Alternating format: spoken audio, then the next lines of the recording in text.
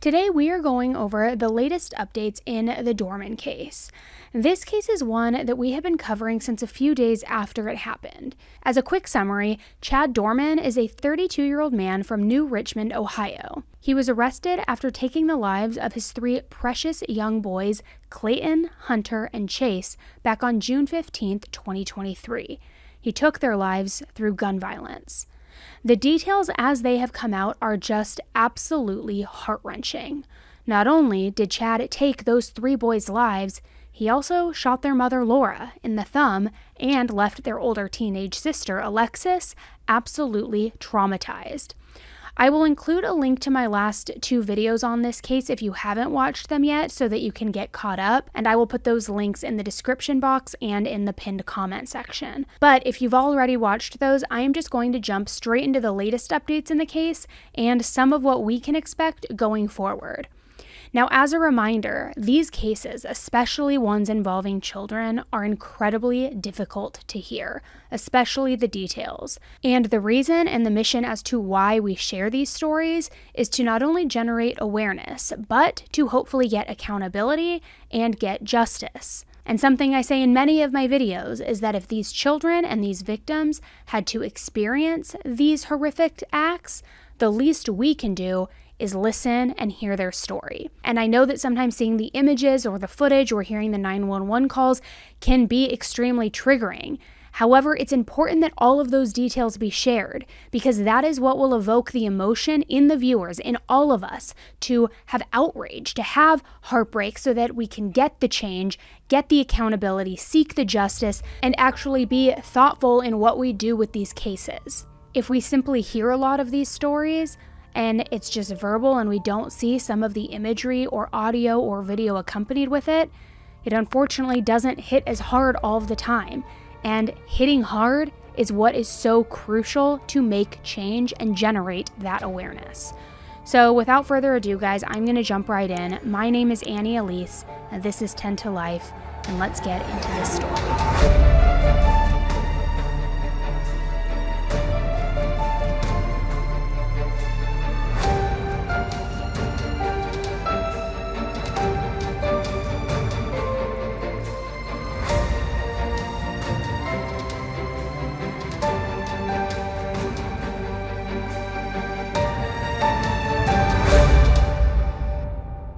On July 5th, Chad appeared in court. Previously, news stations were allowed to record Chad's first two court proceedings. However, during the July 5th hearing, the camera crews were denied access. Chad's team was in court to request a couple of things. The first thing that they were requesting was a full gag order. This was in efforts to prevent prosecutors from speaking with the media regarding the case. They wrote in the request that if a gag order was not granted, they would be seeking a change of venue due to the publicity that has surrounded the case. They were also requesting funds so that they could hire a mental health team as well as other investigators for their case. The judge denied the full gag order, but did issue what is called a standard gag order. Essentially, the prosecution is not allowed to speak openly about the case to the media. However, there are exceptions, such as speaking about things that happened during open court. The gag order is only for the attorneys at this time, which means that the witnesses and the family are not bound by this order, and they can essentially talk to whomever they want, whenever they want. More recently, a Bill of Particulars was released to the public. The Bill of Particulars is basically a document that states what specifically the government is claiming that the defendant did that violates a statute. Also, in what I've seen, it's helped to build a bit of a timeline in this particular case. Now, this went through all 21 charges, although under each charge was mostly the same timeline and information. As a refresher, Chad has been charged with 9 counts of aggravated murder, 8 counts of kidnapping, and 4 counts of felonious assault. In the document, it states that Chad returned early home from work on June 15th. He then had his wife Laura and his sons Chase, Clayton, and Hunter join him in the primary bedroom for a nap. They all laid down together, and then Chad got up at some point. That is when he opened the gun safe that was positioned next to their bed. He grabbed the Marlin Model HC-22 rifle, which looks similar to this one in the photo, and then he inserted a loaded magazine into the gun. He then shot 4-year-old twice. Alexis, who was watching TV in the family room while they were all napping, had walked into the primary bedroom just before. She witnessed her brother be shot, and then she immediately started running. The Bill of Particulars states that Laura, the mother, immediately began to try and help her young son while yelling at her other kids to run. Alexis seemed to indicate that the oldest boy ran out of the wrong door in the house. He ran out the back door toward a field. Alexis was yelling at him to keep running. Chad then chased after and shot him while he was running. Once he fell to the ground, Chad went and stood right by him. This document states that Chad then looked over at a redacted name before turning around and shooting in the head. The way this seems to have happened is literally worse than any horror movie. And as a mother, my absolute worst nightmare as a parent, and just so incredibly haunting and heartbreaking. So in that moment, Alexis ran back to the house and grabbed the youngest little boy. She then tried running with him to get them both to safety. However, it seems like Chad had already made up his mind about his sick and twisted plan, and he wasn't going to let that happen. He ran after Alexis and caught up to her. He raised his gun and demanded that she put little down. Alexis begged Chad not to shoot her and to put down. Chad tried to shoot in the head, but it seemed as if he was out of ammunition in that moment. By this point, Alexis was already running to the fire station and pleading to a passerby. That was the same woman who made that chilling 911 call after Alexis told her that Chad was killing her whole family. 911, where's your emergency? There's a girl running down the street saying that her stepfather is killing everyone in her family. It's on the corner of where there's a body shop and the fire department. Do you know what road this is? Okay, what's your name? Give it into the fire department. What's your name? Do you know what road this is? Laura Lindell Road. You said what? It's Laura Lindell Road. Okay, and what did the female say to you? And she says that her stepfather is killing everybody in her house. I did. I'm on the phone with them right now. Did you say how or what was happening? I asked her to get in the car with me, and she said she couldn't leave her family. But I think she ran to the fire department. So she went to the fire station. What did she look like? She's probably a young teenager, probably like 16 maybe, with long blonde hair. And she has a black dog. Did she say anything about a baby? I don't know about no baby. She said she just couldn't leave her family. But I see a car running around. I'm sorry? Do you see anything from the house? So I drove down the road a little bit, so I was afraid that I was going to get shot myself since I interacted with her face to face. So I'm just about maybe 3 houses down. But she's waiting at the corner. I don't know what she's doing, but I kind of still see her in the corner. But I saw a car kind of came around and whipped around, so I'm not exactly sure if that's him or if he's chasing her or not. I'm sorry? What kind of vehicle was it? I saw it. It was like a gray. Did you see that car whip around? It's one of the fire department guys. Okay. I think maybe a fire department guy. It was a regular kind of focus-looking gray car. Okay, we have help on the way. Thank you. Dark gray. Okay, all right. Call us back, okay, and steer clear of the area at this time. Who I'm sure was absolutely terrified, ran to his mother, Laura. Chad and Laura began fighting over him. Chad was trying to pull out of Laura's arms, but she was clearly fighting for the life of her innocent 3-year-old son. Chad bit Laura and then placed her thumb over his gun and shot her in the thumb. Laura, who had been bitten and now shot, dropped in that moment. And I can't imagine the anguish, the adrenaline, and both physical and mental pain that she was possibly feeling during all of this. This is seriously, again, any mother's worst nightmare. Chad then shot in the head before going to casually sit on his front porch as if he had done nothing. Laura was desperately trying to save her boys' lives, and that was pretty much what was happening when police arrived on scene. Chad was calmly sitting on the porch, and Laura was screaming in absolute distress. Stand up! Stand up now! Stand up! Stand the fuck up!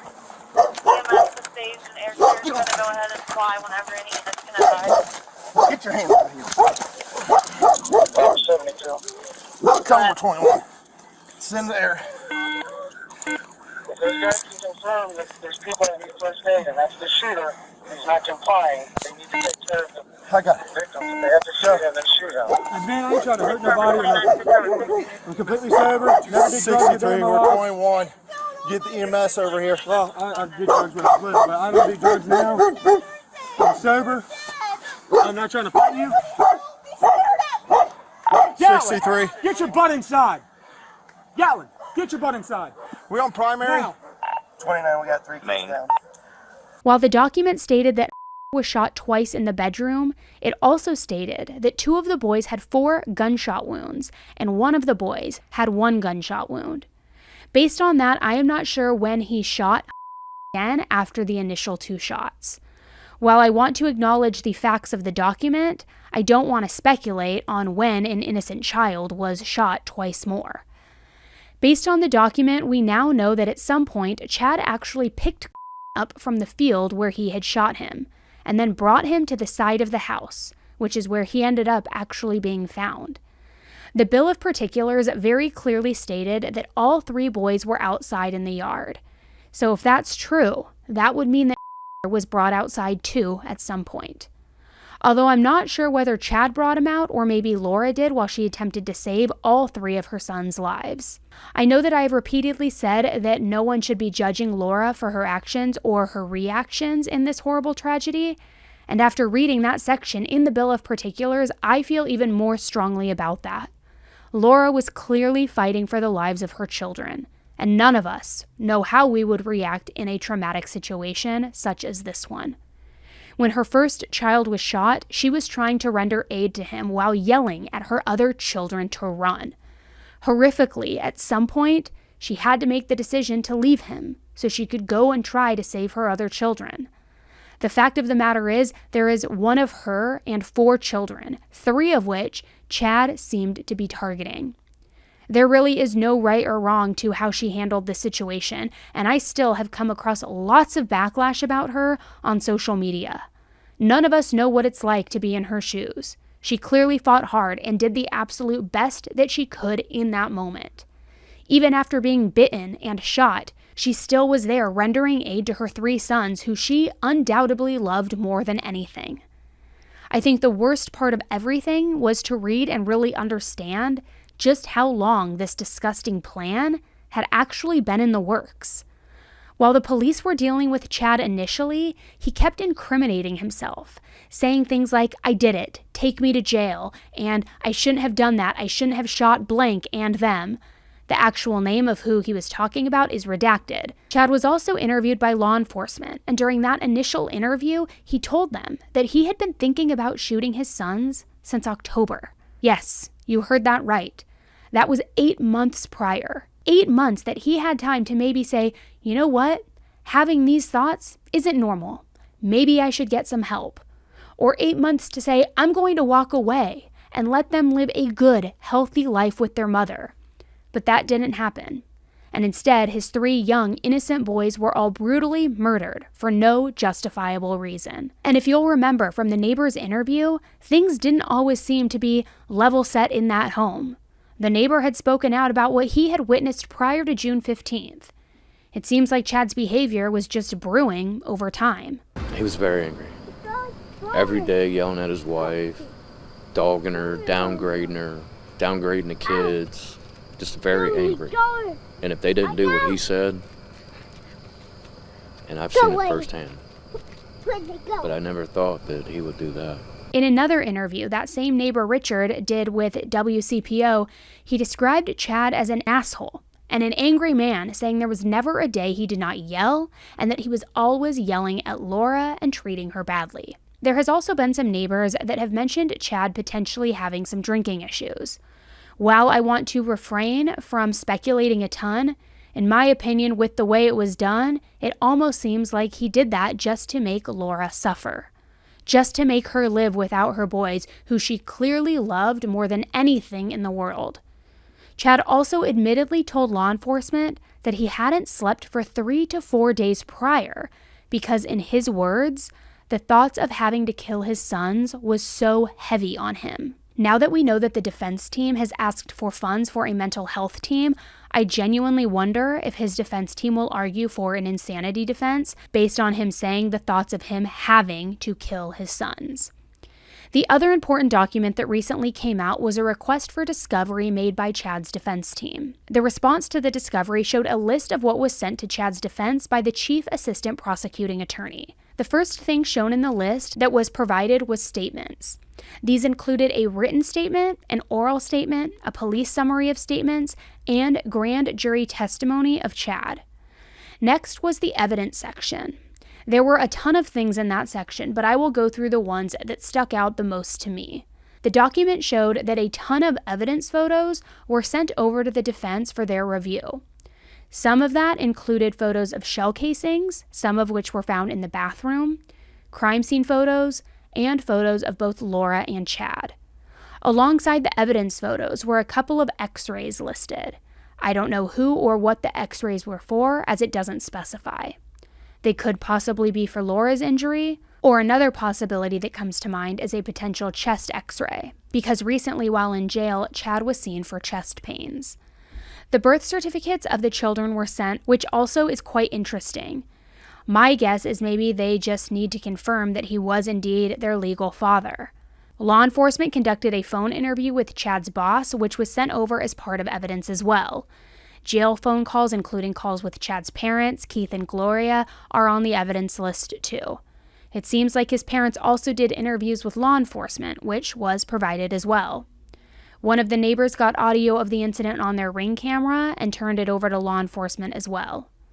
I think if the case were to go to trial, that would definitely be something that the prosecution would use. There were quite a few personal items taken from the home, such as a Bible, an anniversary card, a hat, a specific sweatshirt, and lipozene, which is a popular diet pill. All of those things seemed to be very specific things to take, especially the anniversary card. Maybe they were using it to try to see if they could get a general sense of the relationship Chad and Laura shared. There were also 3 other guns, ammunition, and shell casings, all found on the property that belonged to Chad. After his arrest, there were urine and blood samples taken from Chad, which are also in the evidence section of this document. The final thing I made note of was surveillance video from Kroger and the little clinic inside of Kroger. The timestamps show that he arrived at Kroger at 9:44 a.m., went into the little clinic at 9:55, and exited at 9:58 a.m. It does not say what day that was, but I would think it is likely from June 15th. I have no clue why he went into the little clinic, however. However, I could see the defense possibly painting a picture of him trying to reach out for help, and that being the reason for going there. He is also being seen by a social worker at the jail who focuses on mental health help. Those are all the things that I could possibly see the defense using or attempting to use in their favor. Looking at the list definitely puts things into perspective in terms of how much goes into a trial. There was a ton of evidentiary things on the list, and while they may not use all of it, should the case go to trial, I would imagine that they would use quite a bit of it. The community is still grieving the loss of these 3 precious boys. The outpouring of love and support has only continued. A Doerman memorial ride was scheduled for July 23rd by someone in the community, and the idea was that the people would bring their Jeeps and participate in a ride honoring the lives of Clayton, Hunter, and Chase. Laura's sister Rachel posted about it and spoke about the boys' love for anything with wheels, especially their bikes and their go-karts. She extended the invite for anyone to come and bring their Jeeps, motorcycles, and cars. At the time of this recording, the GoFundMe is still active, and it is currently at nearly $300,000.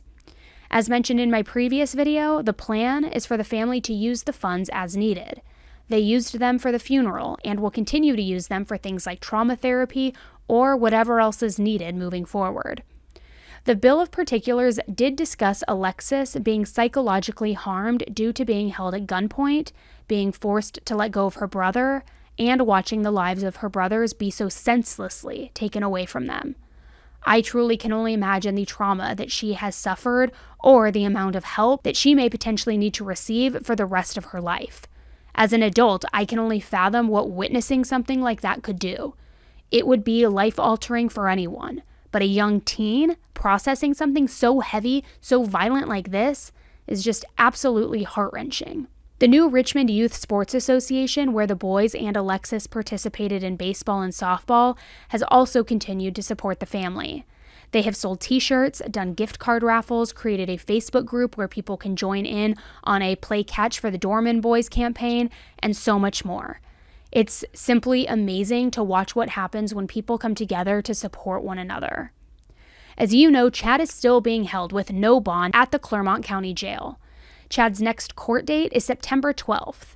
I imagine we may find out a bit more at that next court date. However, since they are still seeking the death penalty, I think the case will remain a little more tight-lipped and that the prosecution will be ensuring that they don't do anything to possibly jeopardize their case. I, however, will be keeping a very close eye on this case and will, of course, keep you all updated as we learn more. So if you don't want to miss any of those updates, make sure you take a quick second to hit that subscribe button below, which is totally, completely free, but it will just make sure that the next time you log into YouTube, whether on your phone or your computer, if I have posted an update about this case, you will see it on your feed. So hit subscribe to stay informed on this case. Again, to reiterate, I know this is not an easy case to hear, and it is one that is heartbreaking for all of us. But it is important that this case be shared and that we continue to try to demand justice be had in this and accountability for these 3 young, innocent boys who tragically lost their lives at the hands of their own father. It is reprehensible. So I appreciate you taking the time to sit through this case video with me and listen to the updates in this case and stay tuned for future updates. Okay, thanks guys, and until the next one, stay safe. Bye.